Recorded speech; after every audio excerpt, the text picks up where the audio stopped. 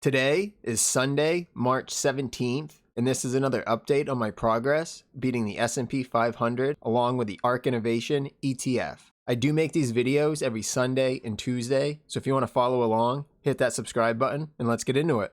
Since Wednesday, I opened up 8 new positions. I put 5% of my portfolio into Walmart, 4% into Nvidia, and then 3% each into GoDaddy, Darling's Ingredients, Yum Brands, Capital One Financial, General Electric, and Tesla. I was only at 9 open positions and I like to be at 15, so I wanted to get closer to that number. On Wednesday, I was only about 50% invested, so I definitely had some room to open up some new positions. I also went ahead and added some more to some of the positions that I already had open. I added 85% of what I already held in SoFi, 50% more into Nvidia, and then 25% into PayPal, Spotify, Microsoft, and Amazon. I finally felt like it was a good time to buy more into PayPal. I had been waiting for quite a while, but overall I do like the company, so I decided to go ahead and put more into it. Pretty much the same deal with SoFi. The stock had gone down quite a bit recently, so I used that as a good buying opportunity. These are the sales that I made since Wednesday. I finally went ahead and sold completely out of Take-Two Interactive. I sold it for a 12.71% loss. At this point, I didn't really find it worth it to try to dollar cost average down into it. So I decided it was best just to sell completely out of it, but I'll still keep an eye on it. And if a buying opportunity presents itself, I'll definitely go back into it. And then Tesla, I owned for about 2 days and it had a 7.02% loss. So I decided to cut ties with that as well. And then Meta, I still like. I just wanted to have a little bit less exposure to it than what I previously had.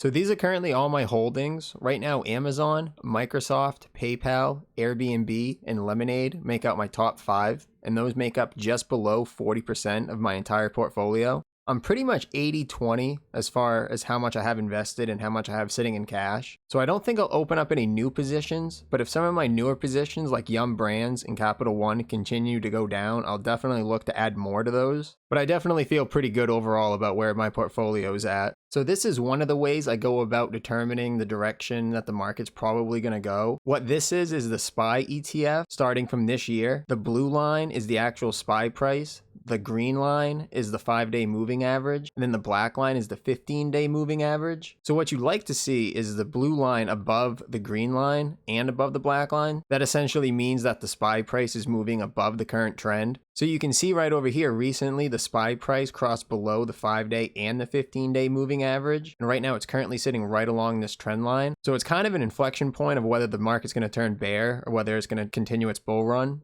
Since Wednesday, my portfolio went down 1.13%, the S&P 500 went down 1.12%, and the Ark Innovation ETF saw a loss of 3.16%, which brings us year to date, my portfolio has a gain of 13.44%.